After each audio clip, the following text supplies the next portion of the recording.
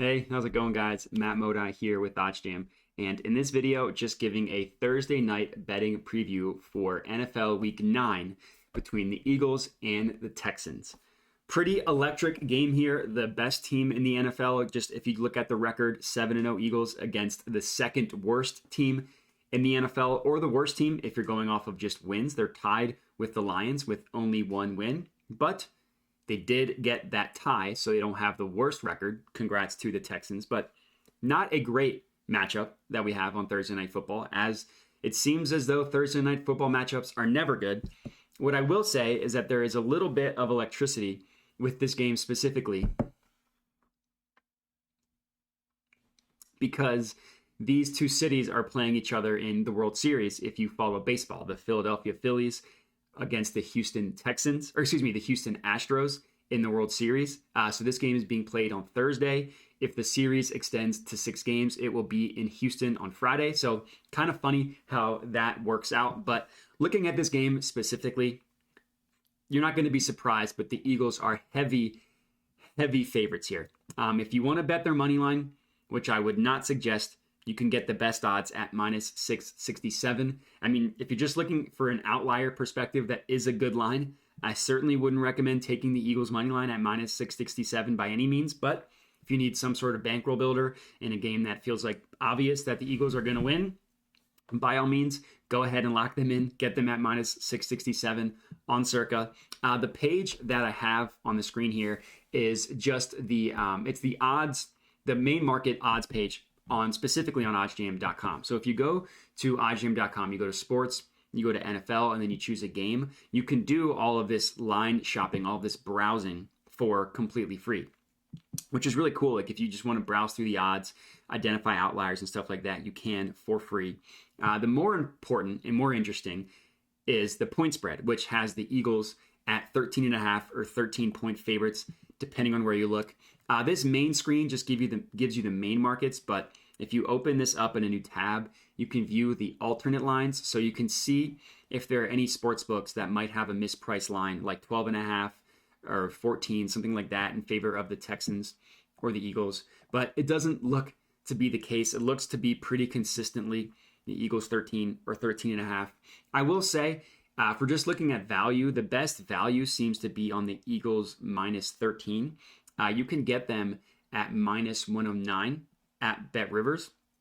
And it looks like two sharp books, or all three sharp books, I should say, BetOnline, Bookmaker, and Pinnacle, price this at 13.5. So an extra half point higher than what you can get it at Bet Rivers at minus 109. And this makes sense to me. I mean, to give the Eagles credit, they've shown the ability to take advantage of the teams that are not good. They blew out the Commanders. They blew out the Texans. They blew out the Steelers this past week, winning by like 22, 35-13. And they did something in their most recent game against the Steelers that they've never done, and that is continue to score with a big lead into the second half. Most games, what they do is they come out to a huge lead in the first half, which they've done in every single game. They've covered every single first half spread so far this season.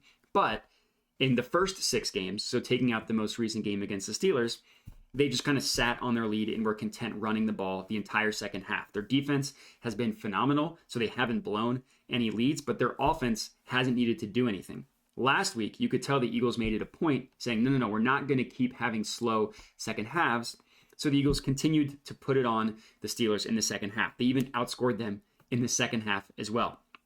So the Eagles being 13-point favorites prior to last week, I would have said, I don't know if I want to touch a spread that high, but considering it seems like they made it a focal point to fix both their offense and defense in the second half, I think that continues in this game. It also bodes well for the Eagles that they were able to rest their starters for pretty much the majority of the fourth quarter of the last game. So despite the fact that they're going to be playing on the road on a short week, they were able to give all of their starters rest in the fourth quarter because it was such a blowout. And the Texans just lost to the Titans in Malik Willis's first start, and they let Derrick Henry run all over them. They had the worst rushing defense heading into the game. I can assure you it's going to continue to be the worst. I don't know what the Texans' defensive plan was in a rookie quarterback who did not come out as a polished passer in his first game to let Derrick Henry run all over you, to not just sell out and force Malik Willis to beat you with his arm, is just grotesque coaching, mismanagement, whatever you want to call it. And like I said, the Eagles, all year, they've had a pancake schedule, but they have been able to take advantage of that pancake schedule, and they've covered every single spread except for 2. So the 13 is a lot of points, but I'm willing to lay the points with the Eagles in this one. I think that it's a good price getting them at -113, at BetRivers at -109. It's a little bit of value, and the guess here is that the spread is going to end closer to 14. So you're going to beat the closing line by that full point, which is important because like in numbers divisible by 7 are key numbers to get above or below, depending on if you're backing the favorite or the underdog. In this case, since we're backing the favorite, we want to get below 14.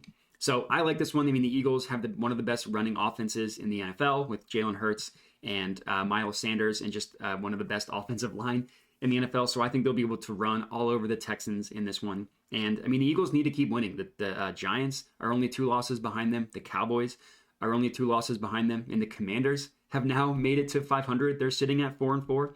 So the Eagles can't lay a stinker, and they seem to be properly motivated. So Eagles -13, I think, is a good price. Looking at the total, it's priced between 43.5, 44, and 44.5. Now, there looks to be a pretty good line at 43.5 if you want to lock this in at DraftKings at -110 odds over 43.5. But, I mean, it is a good line because Bookmaker and BetOnline and Pinnacle both price it at 44. But for me, I'm more confident in the Eagles covering than I am this game going over. I worry that the Texans won't be able to really score at all. They might not even be able to get double digits. And if they don't, I mean, the Eagles could easily put up 35, 40 points on them again, but you're running the risk of, it's not as likely, right? You're not giving yourself the best chance to win that over if that's what you're expecting. So I think it makes more sense to back the Eagles to go to cover 13 as opposed to touching the under. And that's going to be it for this betting preview. As player props start to get posted, obviously we'll have a ton more out for this game. But for this game specifically, my favorite bet is Eagles -13, and that's it. So appreciate you guys watching, and have a good one.